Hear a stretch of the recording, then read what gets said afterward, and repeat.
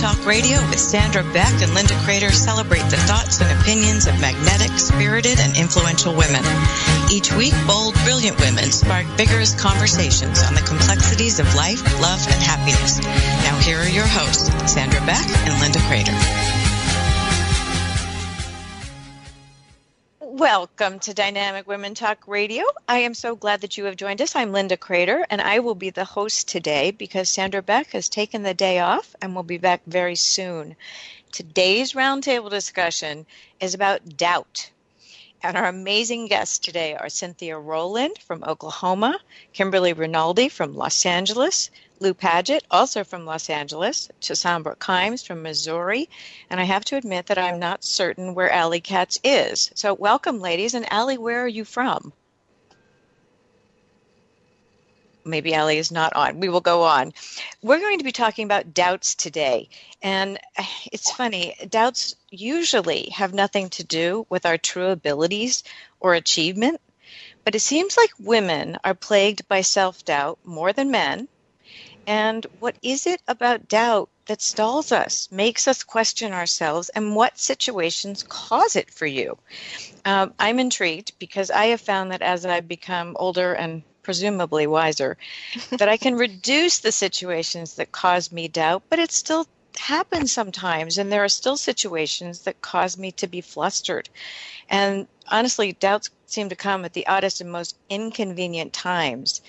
But I have figured out in general that the spark for that usually came from my younger self and a transient insecurity. So I am very eager to hear what you all think about doubts, where they come from, and if they still bother you. So, Kimberly, I'd love to start with you today. Have you mastered the doubt moments? And if so, what do you tell yourself? I doubt it. No, seriously. In all seriousness, you know, it's one of those, and I refer to it as the crap-flinging monkey that lives in your head. Only I'm not so gracious when I'm referring to it off radio. What it is, I truly believe we all come in whole and complete. Watch any 2-year-old, they're going to tell you how fabulous they are. They're going to tell you they're capable of anything. Their favorite words are, me, do it, and they will scream it in your face while they're incapable of doing whatever it is they're telling you they can do. They're fabulous creatures, and that's how we all come in. Doubt comes in from the crap-flinging monkeys that we get infected by that live in the people that surround us. So every time I starve one, kick one out, serve it an eviction notice, I'll be damned if another one doesn't step in and try and take its place. That's part of human nature and behavior. So what do? You have to find ways to work through it. For me, simply, I bite my tongue, I don't respond, and I try and step into the discomfort and find what I need from it.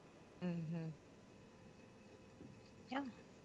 Well, Cynthia, this is Cynthia speaking. Yep, there you go. Okay. I understand doubt intimately. I understand it because sometimes we just get into a space where we need to refocus so that we can gain confidence again. Doubt is a result of not having everything the way it needs to be for you to be successful. And as a businesswoman for 26 years, or more actually, I make that more like 35 years, doubts can creep in at the most inopportune times. And especially, like Kimberly just said, other people around us can make it come even faster. That because they don't have the confidence in themselves, and it can just rub off on you. Mm-hmm. And I always have to say that my confidence level, which is usually very, very high, comes from the realization of who my source is, so that I don't stumble and I don't fall. And I think that's probably the best advice I can give to people is to get yourself aligned with spirit. And then your confidence level can begin to accelerate because you focused in on what's really important. Okay. This is Lou, and I'm going to jump in here. I think when we look at doubt, we have to also look at that it's on a continuum. There's small doubts. Am I going to miss my plane? Then there's big doubts. Oh, my God, are they fooling around on me? And And I think we have to put things into perspective. So doubt for me it doesn't run my world. Things that are uncertain are things that I tend to look at and stand back and go, oh, okay, what kind of shadow is hanging out over here? Because if you've got something that's telling you, because for many people, doubt ends up being that there's something wrong with them. And in all actuality, I would say that there isn't something wrong with them. They just haven't turned the light on in the room to see what's really going on. And if you turn the light on in a room, you're going to see things differently, and it doesn't have to run you. I also, when something is uncertain, it doesn't have to be a big, huge wall. It can be a little teeny tiny fence, right? And you can lower that fence and you can jump over it. This is all about perception, and it's all about how you are. Do you feel you have the ability to make changes in your own life? If you do, doubt then drops down. Uncertainty drops down. And I think when we're, dealing with a group of dynamic women, we've all had to deal with times when I was first writing my, first of my 5 books. Look, I got an F in English when I was in university. You did not. I did. Truth be told, there was a guy I was crushing on who was in the class, and then I found out there was nothing between the two of us. So I didn't end up going to the class. Well, you can't get a grade if you don't hand in papers, right? There is that, yeah. So, but what I look at is writing was not what I thought I'd ever be doing, but someone said, you need to do this. And I was like, okay. Okay. But I come from an entrepreneurial background where I'm not the standard 9 to 5 mentality. I'm a go and get something done mentality. And that served me very well. So the doubting thing was more, who do I need to talk to in order to figure out how to do this? That's where I go. Who do I need to find that I can bounce this off of and get some information that will help me? Whether that is a book, whether that's, the OWN network, whether it is a friend, whether it's another person who's done the same thing in business. That's what I look for. Right. It's just Amber here. For me, doubt is something that I personally, I still struggle with it, and I think it comes from me when I was younger. I think it's definitely, making those mistakes and realizing, oh crap, I messed up, I screwed up. And that kind of, for me personally, it's stuck with me for a while. Like, maybe I can't do this because last time I screwed it up or I messed it up. And I mean, it took me years to finally develop a learning mindset that now if I make a mistake, I can learn from that mistake. And mistakes are good. Mistakes are positive things that help me know that I'm learning and growing and getting better. And when it comes to, I can relate to the whole business aspect, the whole entrepreneurial aspect as well, and I just started realizing, maybe it would be easier if I put this self-doubt thing down, and if I just put it down and start focusing more on just doing, just the act of doing whatever it is that I'm, whether it's putting on makeup, by myself and walking outside. I mean, literally that was like a fear of mine. Oh my God, I can't do makeup. I'm going to look terrible. Putting makeup on and walking out and feeling comfortable and confident about that. There's also the whole deal with, with business. I mean, you have to make so many decisions and trusting that, this is a good decision. I mean, when it comes to parenting, it's a matter of, oh my gosh, am I failing as a parent because, my child is responding or reacting one way, or, do they have everything? I never thought of it as little doubts and large doubts, but that, what I mean? I can see it now because you're right. There have been a lot of times where my doubts used to be really great. They used to be, oh my gosh, I was fearful, is my business going to survive? Is my marriage going to survive? everything was so fearful, because of doubt. So I just had to, for me, I'm glad I have this learning mindset. There you go, Allie. Absolutely. I actually did this experiment with myself for a while where I really understood that my doubts were really a call to lean on my trust and my faith and my intuition. And I did this experiment for a while. I had a journal. I called it my intuition journal. And when I would have a feeling about something, I would pay attention to if I doubted that feeling or I listened to it. And I kept track in the journal of what happened when I did trust myself or I instead doubted myself and didn't listen to my intuition. And what happened was amazing because whenever I listened to the gut instincts that I had and trusted myself and had that faith, the right thing happened. And inevitably, if I didn't, the wrong thing happened. And big things, little things, like even I paid attention to like getting dressed for a party and having this gut instinct that I was wearing the wrong thing and being like, whatever, it's fine. And showing up to the party in completely the wrong thing. So even just little things, but it was amazing to actually keep track. And that really helped to strengthen my trust muscles and my faith muscles and to stop doubting myself so much. And also building that compassion, like what you were saying, that self-compassion for when we do make mistakes, how they're a vehicle for learning and growth and strengthening our muscles so that we can have more faith in ourselves. I love it. We're coming up on a break, so I want to just set up what we'll talk about after the break. And I want to know your opinions on, do women underestimate their own abilities? And are we our worst inner critic? I think we may have a few thoughts on that topic. So you're listening to Dynamic Women Radio, and we are here with Cynthia Rowland, Kimberly Rinaldi, Lou Paget, Allie Katz, and Tasambra Kimes. And we will be back after these short messages, coming back to talk about, are we our own worst inner critic? Talk to you soon.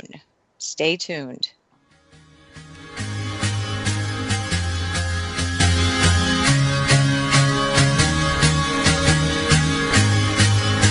We're Dynamic Women Talk Radio, and we'll return after these short messages.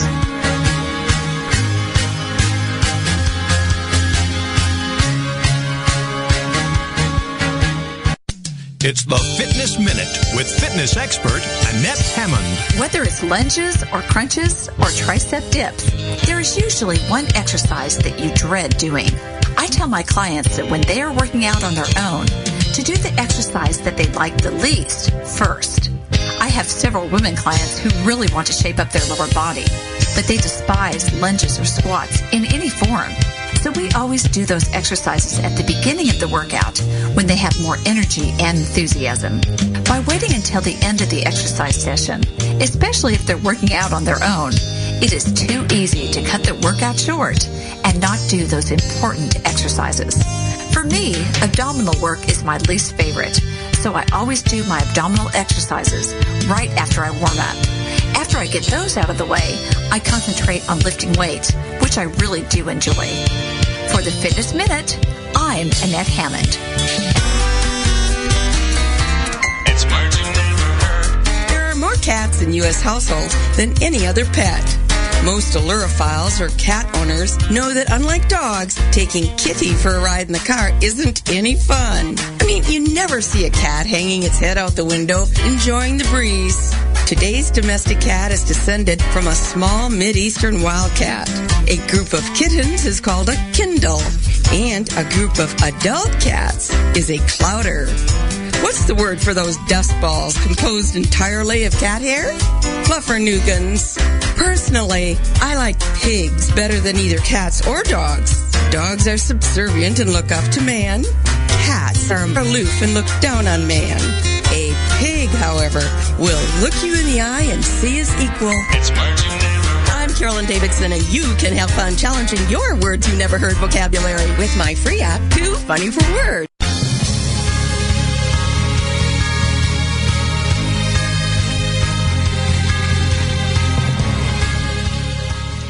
Welcome back to Dynamic Women Talk Radio. So let's talk about it. Do women underestimate their abilities in general? Do we minimize what we do? And then are we our own worst inner critic? Let's start again with Kimberly. Oh, absolutely. Here's the thing. It's something that we're taught. It's the sugar and spice and everything nice nonsense. Little girls don't do that. Little girls aren't competitive. Little girls sit with their hands in their laps. Good little girls wait their turn. We're taught all of these things in order to behave in a societally acceptable manner. The problem is it doesn't work in the real world, and this is what I've been saying for years. Lou mentioned something about perception, and it really triggers for me. Mm-hmm. And I want all of you ladies and everyone listening to stop and think about something. We use the term subconscious mind. I prefer the term creative consciousness. It's what's working 24/7, whether you're working with it or not, does not know the difference between real and perceived. Mm-hmm. To point, how many times have you ladies woken up from a dream, whether it's you're angry at the partner and you want to kick him, and all he did was sleep next to you, but God, you know what he did in the dream really pissed you off, or you're dealing with a loss and you're heartbreaking all over again, and you wake up in tears, or it's a sexy dream, and hey, you wake up feeling really good. Creative consciousness does not know the difference between real and perceived. That is just how it works. Mm-hmm. So here's something I want you to all think about. Don't believe everything you think. Period. Well put. Don't Absolutely. believe everything you think. You've got to start applying some really conscious filters to this and deciding what works and what doesn't. And you, frankly, have the choice. And that's my point to this. So stop and think about it. Creative consciousness can't determine between real and perceived. Your choice is what you're going to believe. Those are good tips, aren't they? Well, I definitely believe that women underestimate themselves because of the business that I'm in. And my business is beauty, and it's facial beauty and how to maintain a youthful looking face. And most women are the worst critics of themselves when it comes to looking in the mirror.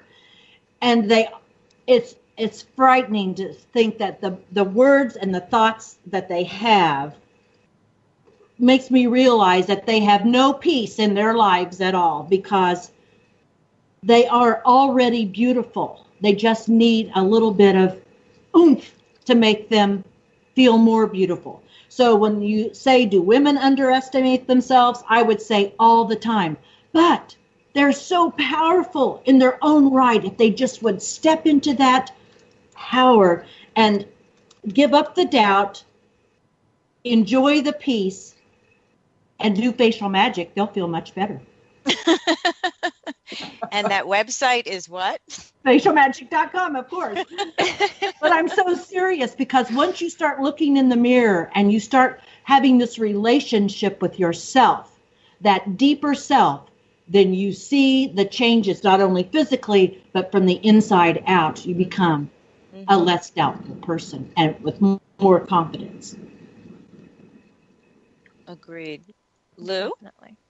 Okay. I'm going to piggyback on what I think, Kimberly, you mentioned about the subconscious, or what you called the creative consciousness.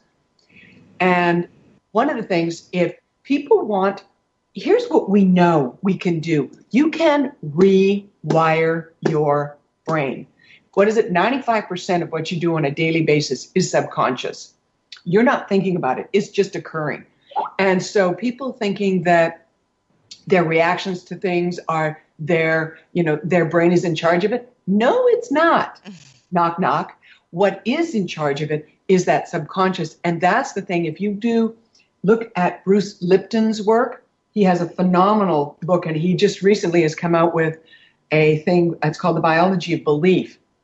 But he has done a series with Hay House, and it will give you access to being able to shift things in your own world. So if you're thinking you're not confident enough, or if you're thinking, oh, I'm worried about, how I look, you can change that yourself. And once, and I did mention this on the break, that we can be our own worst friend and we can also be our best friend. Right. And I think the more that we look at what's the reset and what is the different behaviors, and let's be honest, thank goodness. I mean, if all you have to do is go to a grocery store and you are very thankful you are not a celebrity whose body is picked apart, right? And, I mean, it's so ridiculous that they get down to the point if someone has an issue with their pinky toe. I mean, stop immediately. I mean, it's just so absurd. And yet for some reason, and I'm quite thankful about this myself, I'm happy to see that these are not selling these rag mags. Mm-hmm. But what is happening is there is this thing of, if you are female, your body has to look a particular way. You have to have this sort of thing. And I don't care what anyone says. There really is a privilege of being good looking. There's no question. And people saying that doesn't occur, they're lying. Mm-hmm. It does. Studies prove it. Absolutely. Attractive children in school are favored. So it's throughout our lives. Right. But here's what we have. Here's what we also know is there are certain people who have what we call that it factor. And that it factor is that person isn't invariably the best looking person. They aren't invariably, the smartest person, but they have something about them that makes them feel that they feel confident about themselves. And it's also, they invariably like themselves. And I think if we can do these in baby steps. You don't have to go like, oh, I love myself. Oh my God, I'm amazing. We can't go from, I'm a train wreck to I'm amazing, but you can do baby steps. And those baby steps are something as simple as, my hair looks great today. Oh my goodness me, what a nice color of lipstick, or something that makes you feel good about you. I completed that assignment. I got that done. Oh my God, look at my desk. How awesome am I? Small steps where you're not doubting what you can do. You're not doubting that you have capability. What you are looking at is what you did do. And I think that's something, if we give ourselves an opportunity and we give ourselves a support factor inside of ourselves, that little doubt meter starts going way down. Mm-hmm. That's true. I'm going to jump in here. This is Tasambra. I really like the doubt meter going down. And one thing that helps me with that is to stop comparing myself to everything and everybody. Comparison is a thief of joy, and it just fuels doubt in my experience. And so it's just a matter of stopping the comparison and just stop being so mean to yourself.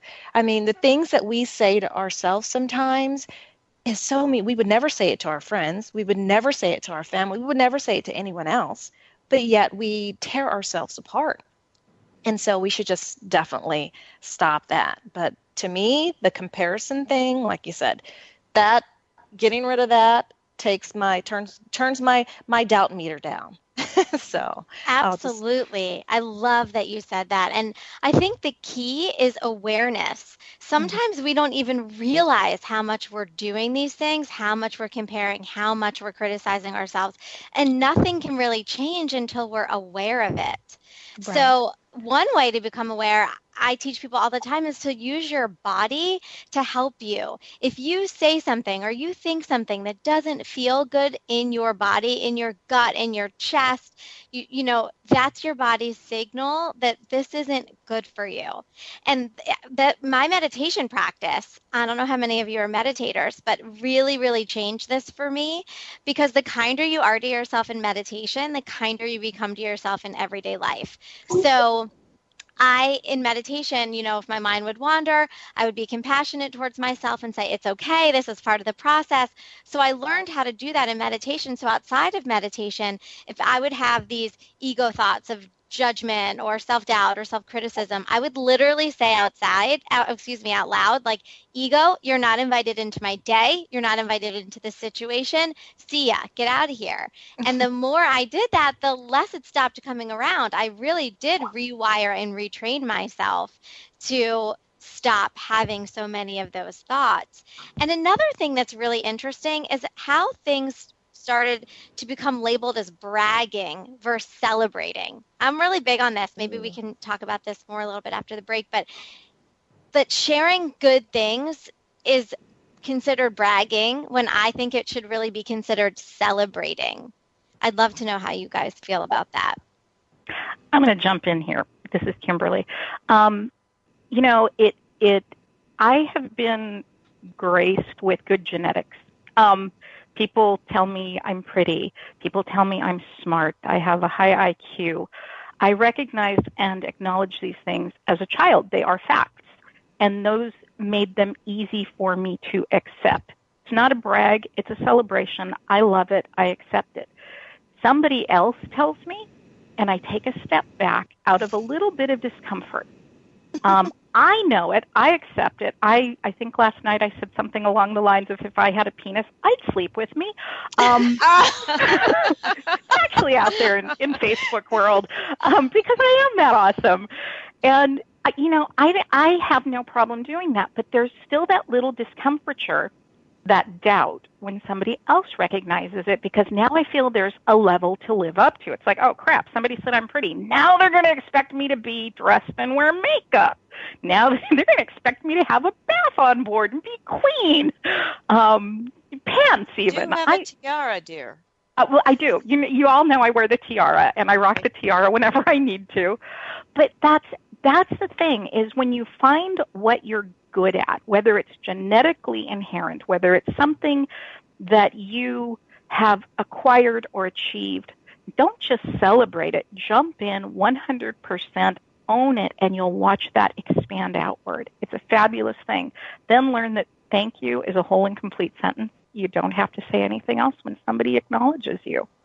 So that being said, we're actually going into our next break. When we come back, we're speaking with Dynamic Women on Dynamic Women Talk Radio, hosted by Linda Creeder and Sandra Beck. Sandra's on a little bit of a break today, but we'll be coming back with Allie Katz, Cynthia Rowland, Lou Padgett, Tassombra Kimes, Linda Creeder, and me, Kimberly Rinaldi.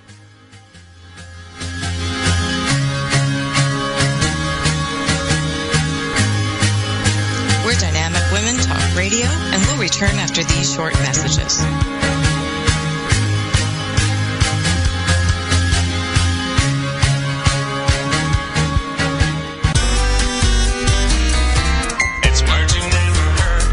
Man cannot live by bread alone. He must have his peanut butter. Peanut butter is a pate of childhood, and it's not just for kids, as dogs love it too. Last night I gave my dog a pill hidden in peanut butter. What's a word for a messy concoction that helps the medicine go down? Sliver sauce. Mice apparently prefer peanut butter to cheese when it comes to luring them into the trap.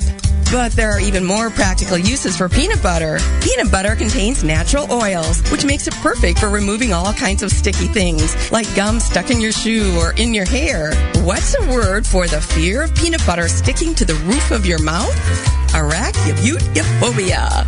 And according to Barry Goldwater, if you don't mind smelling like peanut butter for 2 or 3 days, peanut butter is a darn good shaving cream. It's Marching I'm Carolyn Davidson, and you can have fun challenging your words you never heard vocabulary with my free app, Too Funny for Words. It's the Fitness Minute with fitness expert Annette Hammond. We have all heard the saying that breakfast is the most important meal of the day. But is that true? According to Eat This, Not That, research shows that people who take time for a morning meal consume fewer calories over the course of the day, have stronger cognitive skills, and are 30% less likely to be overweight or obese. It's also interesting to note that people who skip breakfast are more likely to drink alcohol and smoke, and they're less likely to exercise. Your morning meal, in other words, is like the foundation of your house. Everything else rests on it. Eating breakfast sets you up for successful eating for the rest of your day. Make eating a healthy, low-calorie breakfast your priority, and don't skip the most important meal of the day. For the Fitness Minute, I'm Annette Hammond.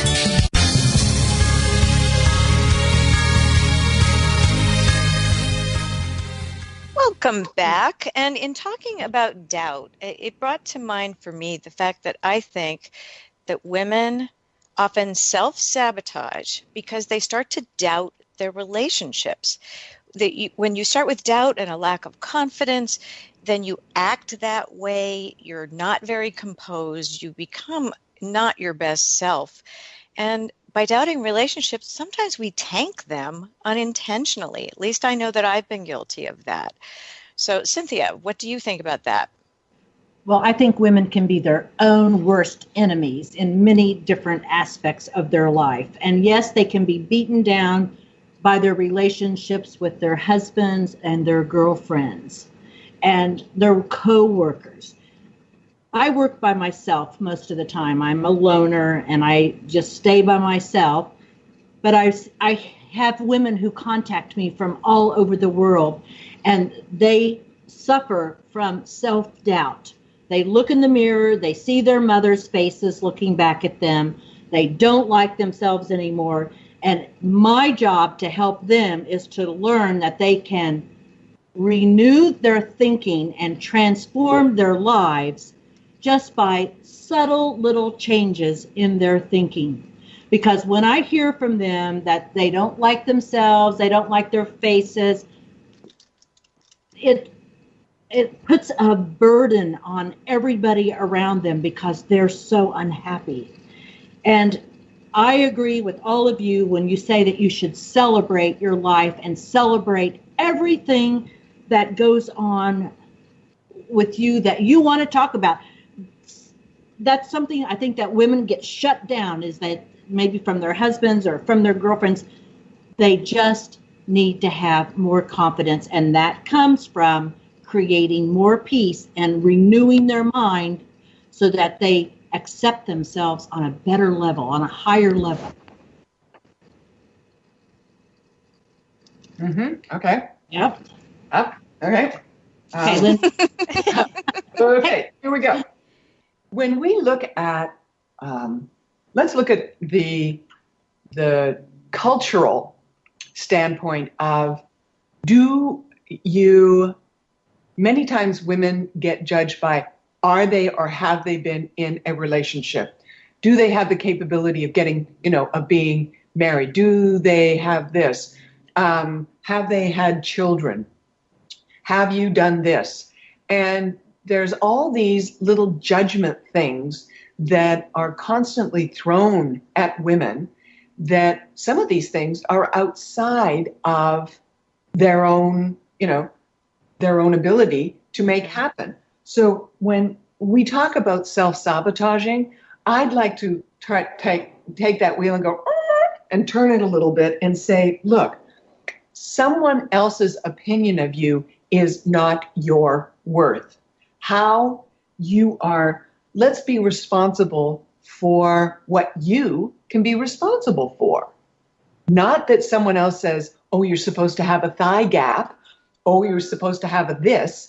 I mean, the majority of things that you see on any of these social media things they're like reality shows. They're fabrications. Mm-hmm. No one has, do you see anybody putting up stuff about my life is really shitty right now? No. You see everyone coming No, it's the Facebook everything's rosy mentality. Yeah, and it's the highlight reel. Right, and it must be true if it's on Facebook too, right? Right. Thank you. So what I want people to be aware of is that when you think this, if you're looking at something and you're going, what we do is we do comparison things. That's what fantasies are based on. Oh, I'd love to drive that car. I'd love to live in that house. Well, if you want to drive that car and live in that house, well, you can. You don't have to wait for somebody else to do it. Yet when I ask people if they think that being in a relationship is one of the most important things for them, many times they will say yes. And if I ask them why, it's they want to have the feeling of being loved and being wanted. And chosen.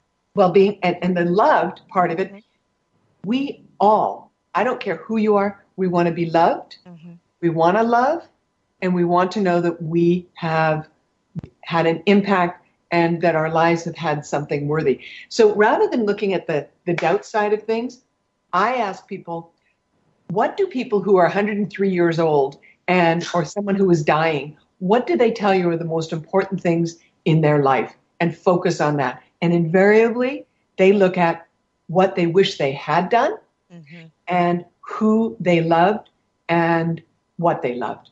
And when people, when you take, let's do a gin martini. Let's do a classic gin martini. Don't put any mix-ins in it. Don't put any extra olive stuff in it.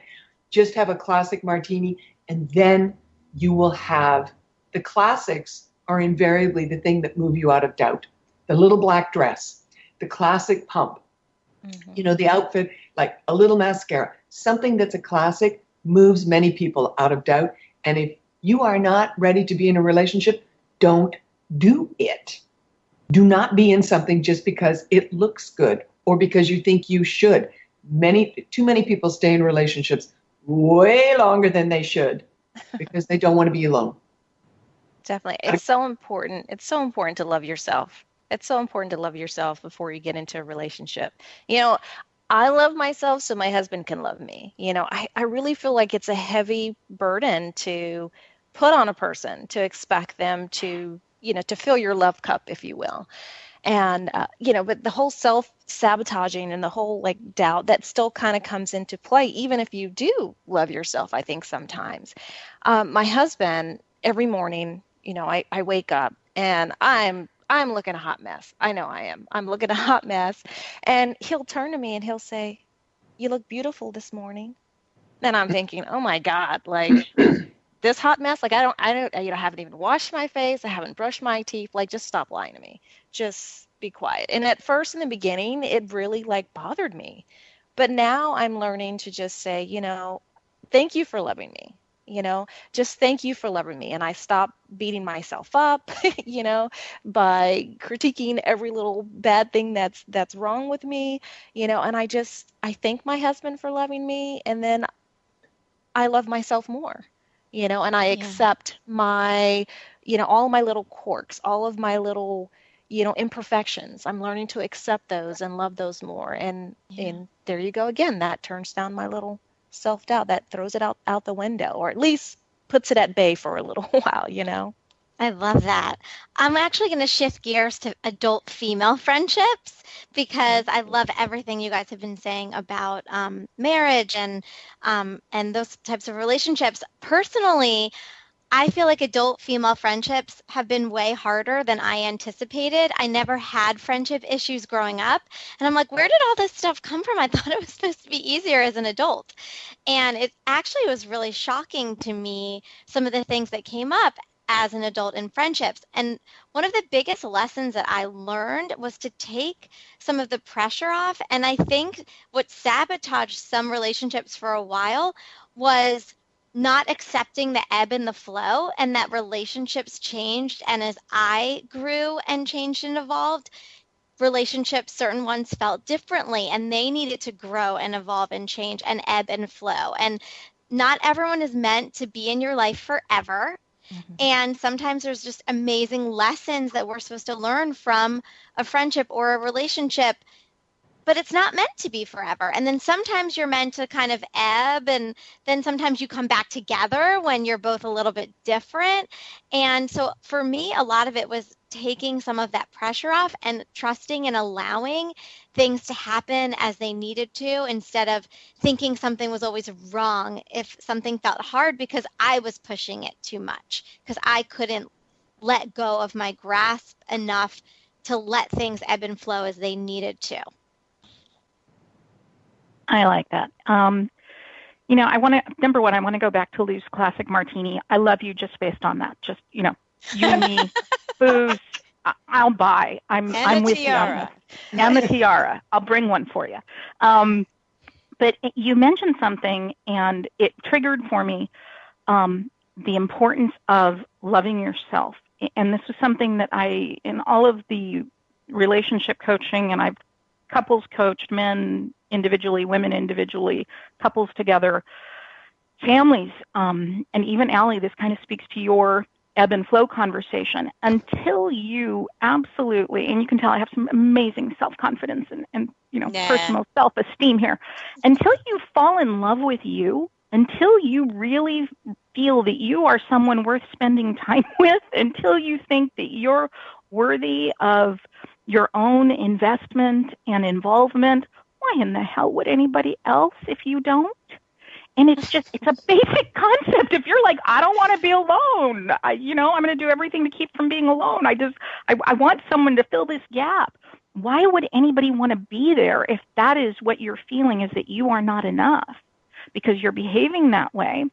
Your thoughts create your beliefs create your behaviors ultimately create the world around you. And I know Lou and Cynthia had both mentioned the thoughts becoming things, and Tasambra and Allie as well. The thing is, it is biology. These are biochemical electrical impulses. And when I get into biology and the biochemistry of it, it is, frankly, addictive behavior. Mm-hmm. So until you change that addiction, the addiction of I'm not worthy, I'm not enough, I don't deserve, until you change that addiction by saying, you know what, I am worthy. I'm going to open the bath salts and use them. They are not sitting on the counter. I'm going to wear the pretty underwear. I'm going to light the candles. I am going to use the good dishes. I am not going to save this for a special occasion. I am that special occasion. And Tasambra, you mentioned your husband waking up every morning and falling in love with you. That is an addictive behavior, and it's a fabulous one, and I love that. And every time Mr. Rinaldi tells me I love you, or I'll say I love you, he says I love you more, I smile and say, I will let you. It's not true. I love me more, but that's the bottom line. I love that. But, you summed it up in where you said, thank you is a complete sentence. Yeah. And I think that that's something so simple that can really stop with the doubt and the self-deprecation that we often do. Oh, no, I don't look good today. I look awful. I'm a hot mess. So the thank you is a full sentence, is a really wonderful takeaway message from this. So unfortunately, we're coming up on another break. And if you like these shows, go to dynamicwomentalkradio.com for more. And these amazing women will come back and talk further about doubt and perfectionism, and we'll be right back.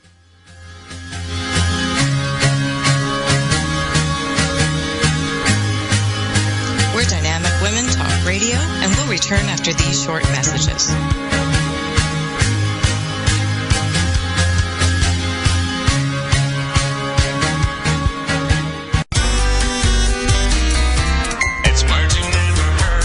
Did you know that besides home and work, Americans spend more time at the mall than anywhere else?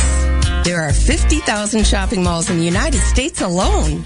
The Mall of America, located between Minneapolis and St. Paul, is the largest in the world, with more than 500 stores. What's a word for a person who is a compulsive shopper? An oniomaniac. Studies have shown that women will buy more if they hear their heels clicking on the floor. So designers often use hard flooring in hallways. Of course, the stores want customers to spend all their coopity-coop. That's another word for money. Well, I gotta run. There's only one more shopping day until tomorrow. My husband said if I don't quit shopping so much, he would leave me. Lord, I'm gonna miss that man. I'm Carolyn Davidson, and you can have fun challenging your words you never heard vocabulary with my free app, Too Funny for Words. It's the Fitness Minute with fitness expert Annette Hammond. According to Fitness Magazine, the majority of us are getting enough protein. Most nutritionists agree that active women need about half a gram per pound a day, or approximately 65 grams for a 130-pound woman. The USDA reports that most of us, even vegetarians, are eating 69 grams of protein daily, so we are good. If you are as active active as recommended, and exercise for more than an hour, 5 or more days a week, you should increase your protein intake to 0.75 grams per pound. Eating protein within 30 to 45 minutes after you work out rebuilds and repairs the micro tears in muscle tissue that occurs when you exercise. Taking in protein right after you work out will make you feel less sore the next day and increases your lean muscle mass. I'm Annette Hammond.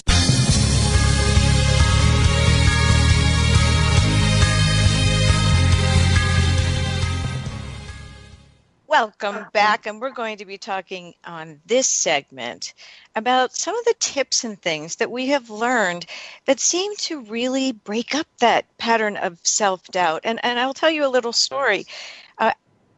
Sometimes when we aren't even aware that we're doing it, that we've become more comfortable with ourselves. I recently went to DC, and I'm traveling home, very relieved that I was leaving DC, and I was on the metro, and I'm just calmly sitting on the train, not thinking any thought. And as I walked out to the parking garage, this man said to me, total stranger, "Are you really as confident and composed as you look?"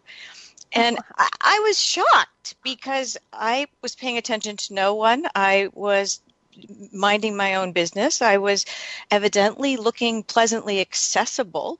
And I thought to myself, I wasn't even thinking about being confident and composed, but I was comfortable in my skin that day, very comfortable in my skin. I felt like I looked good. I knew I did a good job in DC, and I dispelled the doubt. And the point that I'm trying to make is it showed on the outside, much as Cynthia mentioned earlier. If you feel good about the smallest things, you really do show it to the world, and you start to attract that law of attraction again. So let's talk in this time we have left about some of the things that have worked for you and made you feel like you were more comfortable in your skin and exuded confidence instead of doubt. Who wants to go first? I will speak to that. This is Cynthia. Okay. It came to me as all of you were sharing such wonderful advice to the listeners that thoughts in mind create after their kind. So if we think good thoughts, if we don't have self-doubt and that self-talk that is so debilitating, we begin to create a more positive atmosphere for our bodies and our minds and our emotions to live from. One of the things that has helped me tremendously after spending many, many years going to Unity Church, and that is the positive affirmations that they teach. And so when you have a bad day or when I have a bad day, one of the things I can recommend to you is to stand in front of your mirror and say things like, "I share a heart and soul connection with others," or "I love myself completely," or "abundance is everywhere." Depending on what's going on in your mind, the thoughts that have been created in your mind, turn those around and use positive affirmations to get yourself on a different track. And that's one of the things that I used teaching with little children. Actually, they weren't so little, ages 2 to 18, to help them understand and get on a better pathway. So if we just realize that doubt, self-doubt creates a mental whirlwind, we can easily corral those thoughts and make ourselves to put ourselves in a better place just by using affirmations that are so easy to come up with. Mm-hmm. In fact, I use them a lot in my business, and I hope that will help everyone listening, is that you can create a difference just by the words and thoughts you think. True. No question. This is Lou, and I'm going to jump in.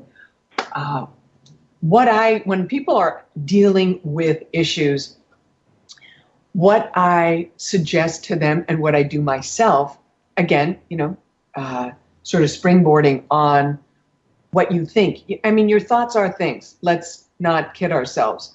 Yep. Whether it's you're following the Mortar March or Abraham Hicks, The law of attraction is a law. And what you think is what you attract in. And when you are looking at something, again, I come from the standpoint that we are all one. So if you are speaking about, I am grateful, thankful for, you are always going to look at what is positive. You're not going to be saying, I don't want to be overweight. The moment you do that, the universe doesn't hear anything other than overweight. So when you are focused on, I am thrilled that I can make this contribution. I love that I have beautiful sunshine. Anything that puts you into that plus sign over your heart. Your heart is the thing that understands and senses things long before your brain does. If you think between your ears, listen, it's tough when people are smart because they think that their brain's their best friend. No, it's not. Your heart is the thing that will tell you the truth. And here's what I tell people if they're in a relationship and they want to know, how do I know if I'm in the right relationship? If you're already being intimate with someone and you wake up in the middle of the night and you look at that person and it makes your heart smile, chances are you know you're in the right place. Here's why. When you are vertical during the day, invariably it's that 6 inches between your ears that is running the show. And that's not your best friend. But when you wake up in the middle of the night, the thing that is having the reaction is the heart brain. And the heart brain is the one that cannot lie to you and will always tell you the truth. So if you wake up and you look at this person, you go, you know, why am I here? Time to start listening.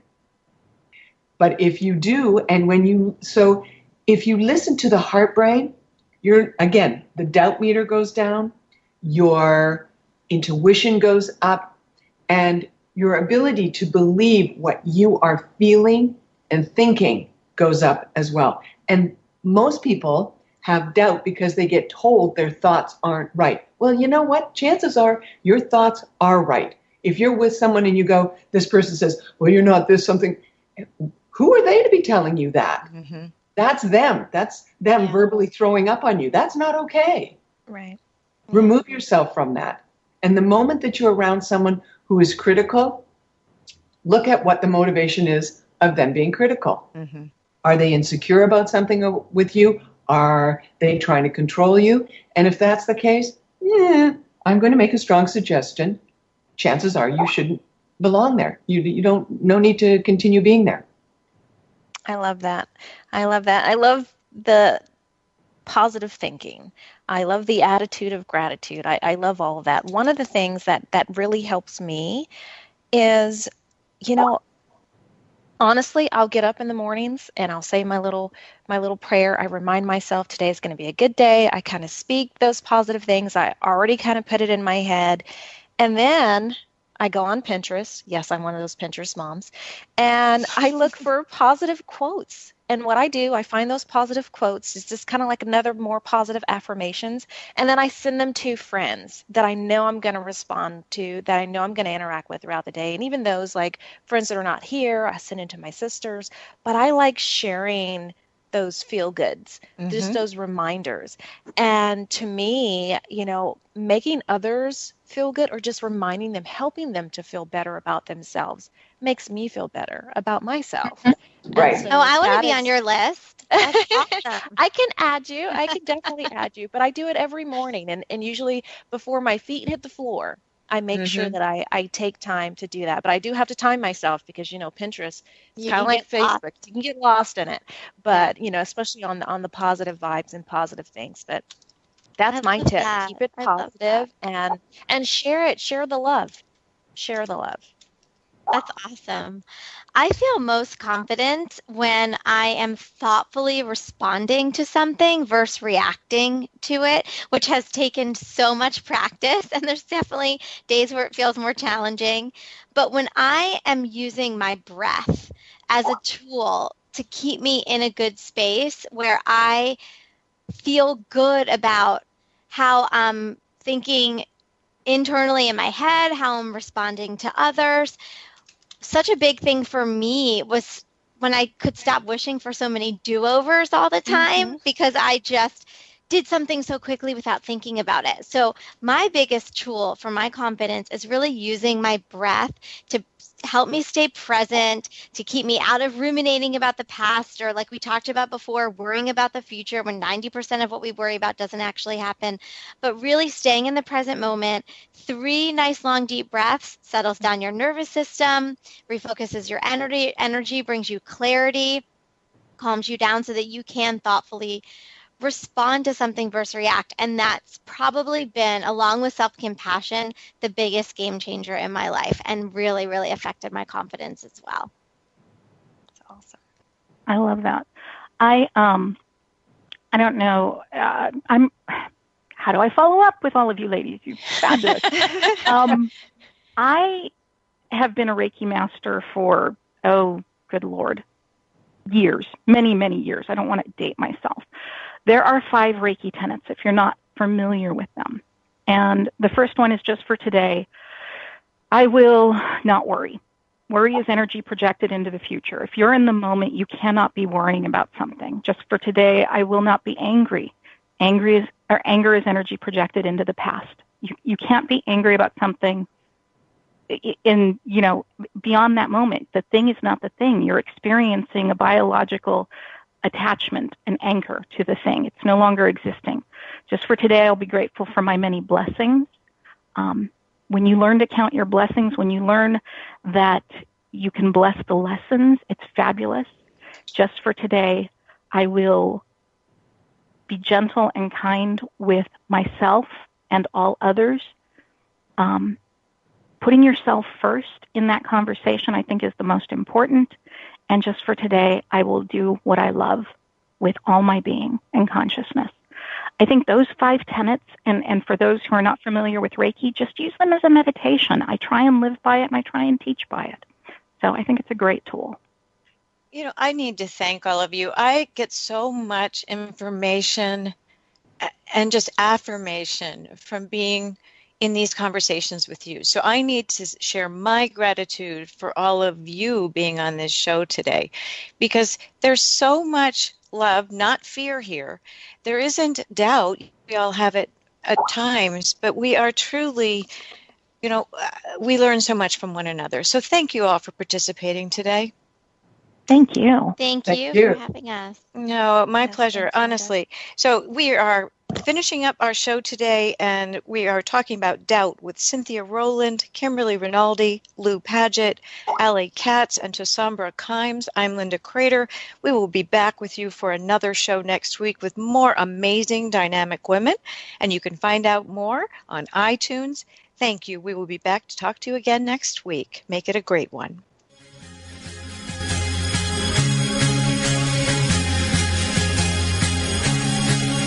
Thank you for tuning in today to Dynamic Women Talk Radio, and join us each week.